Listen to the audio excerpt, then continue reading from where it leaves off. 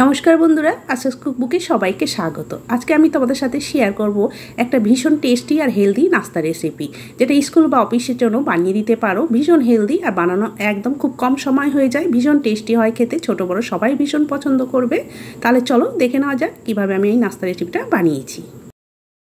এটা বানানোর জন্য প্রথমে আমি একটা বড় সাইজের মিক্সিং বোল নিয়ে নিয়েছি। তার মধ্যে 1 কাপ দিয়ে দিলাম আটা, যেটা আমরা রেগুলার রুটি খাই, সেই 1 কাপ আটা নিয়েছি। আর 4 চামচ মতো নিয়ে নিয়েছি সুজি। যতটা সুজি নিলাম আমি এখানে বেসনও ততটাই দিয়ে দিলাম। 4 চামচ বেসন নিয়েছি আর 4 চামচ নিয়েছি সুজি।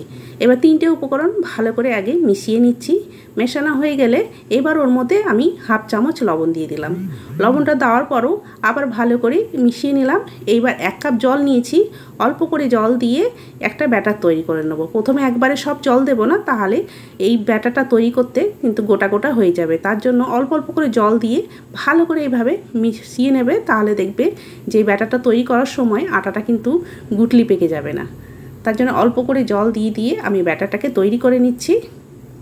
আর এটা খুব একটা পাতলা তৈরি করব না, তোমাদের আমি দেখিয়ে দিচ্ছি কিভাবে ব্যাটারটা কতটা আমি পাতলা বানাচ্ছি। এইভাবে দেখো অল্প অল্প করে আমি জল দিয়ে কিন্তু মাখিয়ে নিচ্ছি। 1 কাপ লেগে গেছে পুরো জল, আমি আবারও 1 কাপ নিয়েছি, তার থেকে আরও কিছুটা জল দিলাম, দিয়ে একটা ব্যাটার তৈরি করে নিলাম। দেখো খুব একদম পাতলা তৈরি করিনি, এইরকম একটু বেশ ঘন করেই রেখেছি। এবার এটা ঢাকা দিয়ে কিছুক্ষণের জন্য রেখে দিচ্ছি। তা এইদিকে আমি আরও একটা জিনিস রেডি করে নিচ্ছি। তার জন্য গ্যাসের উপরে একটা ননস্টিকের প্যান বসিয়ে দিয়েছি, তাতে 2 চামচ মতো সাদা তেল দিয়ে দিলাম। তেলটা ভালো করে গরম করে নিচ্ছি আগে। তেলটা দেখো গরম হয়ে যাওয়ার পর 1/2 চামচ দিয়ে দিলাম গোটা জিরে। জিরেটা একটু আগে ভেজে নিলাম। তারপরে এখানে 2টো পেঁয়াজ কুচি নিয়েছি, পেঁয়াজ কুচি 2টো দিয়ে দিলাম। আর 1 চামচ আদা রসুন পেস্ট, আর কাঁচা আর লাল লঙ্কা, মানে দুটোই কাঁচা, পাকা আর কাঁচা মিলে 2টো কাঁচা লঙ্কা আমি কুচি কুচি করে কেটে নিয়েছি, সেটা দিয়ে দিলাম। দিয়ে একটু নাড়াচাড়া করে আদা রসুনটা জাস্ট একটু কাঁচা গন্ধ চলে যাবে সেরকম ভেজে নিচ্ছি। পেঁয়াজটা কিন্তু কাঁচা কাঁচাই থাকবে, অল্প একটু ভেজে নিলাম। এইবার একটা টমেটোটাও কিন্তু একদম ছোট ছোট কুচি কুচি করে কেটে নিয়েছি। আর একটা গাজর ভালো করে দেখো গ্রেট করে নিয়েছি। এইভাবে গ্রেট করে নেবে, তাহলে কিন্তু তাড়াতাড়ি হয়ে যাবে। আর এখানে কিছুটা কারি পাতা, সেটাও কুচি কুচি করে কেটে নিয়েছি, সেই কারি পাতাটা দিয়ে দিলাম। এখানে চাইলে তোমরা কিন্তু ধনে পাতাও দিতে পারো, কিন্তু এই কারি পাতা দিয়ে কিন্তু কারি পাতার যে একটা সেন্ট দারুণ লাগে বন্ধুরা খেতে। দিয়ে এইবার একটু নাড়াচাড়া করে অল্প একটু ভেজে নিচ্ছি। গ্যাসের হিটটা কিন্তু লো থেকে একটু বাড়ানো দিয়ে একটু নাড়াচাড়া করে ভেজে নেব, খুব বেশি না, একটু নরম হলেই হবে। দেখো হালকা একটু নাড়াচাড়া করে ভেজে নিলাম। এইবার গ্যাসের হিটটাকে অফ করে দেব, দিয়ে এটাকে একটু ঠান্ডা করে নেব। গ্যাস থেকে এটা নামিয়ে রেখে দিচ্ছি। আর এদিকে যে ব্যাটারটা রেডি করে রেখেছিলাম, দেখো ব্যাটারটা কিন্তু সুজি ছিল, তার জন্য একটু ঢাকা দিয়ে রেখেছিলাম। সুজিটা কিন্তু এবার বেশ ফুলে নরম হয়েছে। এবার ওর মধ্যে 1/2 চামচ দিয়ে দিলাম হলুদ গুঁড়ো, আর এটা জিরে ধনে শুকনো লঙ্কা গরম মশলা সব একসাথে গুঁড়ো করা থাকে, সেটাই আমি 1/2 চামচ দিয়ে দিলাম। দিয়ে ভালো করে মিশিয়ে নিচ্ছি। এটা দিলে কিন্তু টেস্টটা খুব সুন্দর হয়। ভালো করে মিশিয়ে নিয়ে এইবার যেই ইয়েটা তৈরি করলাম গাজর পেঁয়াজের সেইটা আমি দিয়ে দিচ্ছি। এটা কিছুটা ঠান্ডা হয়ে গেছে, হালকা হালকা একটু গরম আছে, সেই অবস্থাতেই দিয়ে দিলাম। পুরো গরম একদম দেবে না বন্ধুরা, একটু ঠান্ডা করে নেবে। দিয়ে এইবার সবগুলো ভালো করে মিশিয়ে নিচ্ছি। ভীষণ টেস্টি হয়, তার সাথে হেলদিও রেসিপি একটা, মানে সব কিছু মাথায় রেখেই আমাদের বানাতে হয়। আর যাতে ঝটপট হয় তার জন্যই এইভাবে বানিয়ে নেবে বন্ধুরা। সকালে কিংবা সন্ধ্যায় দেখবে খুব ভালো লাগে খেতে। আবারও অল্প কিছুটা করে জল দিয়ে আমি এবার ব্যাটারটা একটু পাতলা করে বানিয়ে নিচ্ছি। দেখো ভালো করে কিন্তু আমি মিশিয়ে নিলাম। এইবার আমি তোমাদের তুলে দেখাচ্ছি কতটা পাতলা করেছি। দেখো এই রকম পাতলা রেখেছি, একদম পাতলা না আবার খুব গাঢ় না। ব্যাস আমার ব্যাটার তৈরি করা হয়ে গেল। এইবার আমি ভেজে নেব। তার জন্য গ্যাসের উপরে একটা ননস্টিকের প্যান বসিয়ে দিয়েছি, ফ্রাইং প্যান, তাতে 1 চামচ সাদা তেল দিলাম।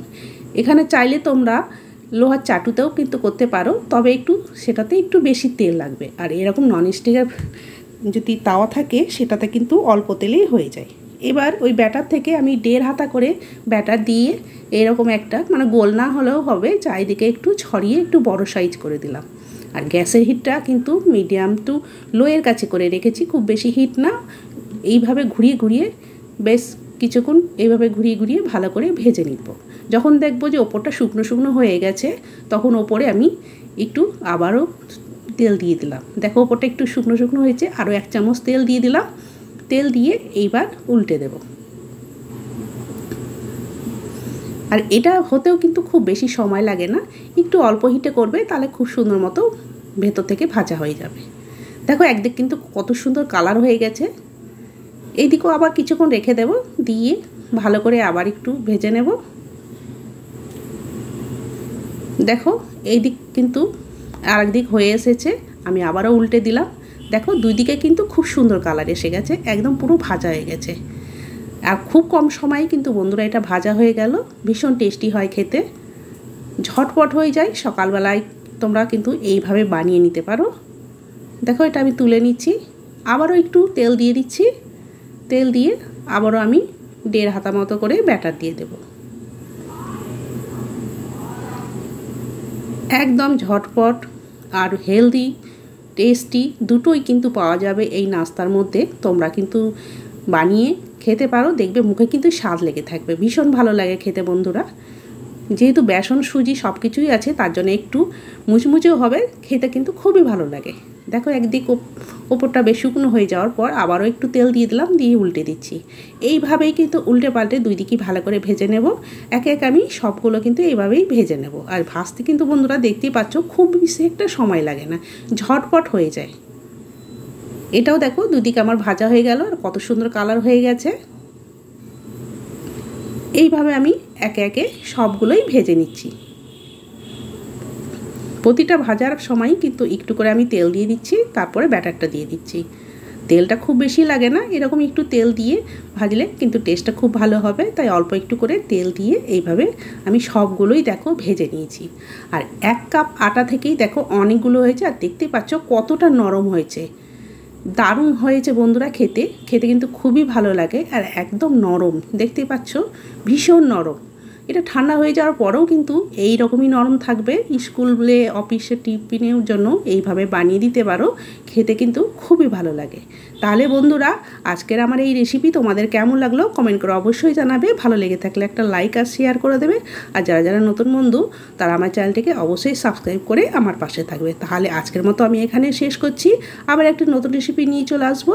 সবাই ভালো থেকো, সুস্থ থেকো, সবাইকে অনেক অনেক ধন্যবাদ জানিয়ে আজকে আমি এখানেই শেষ করলাম।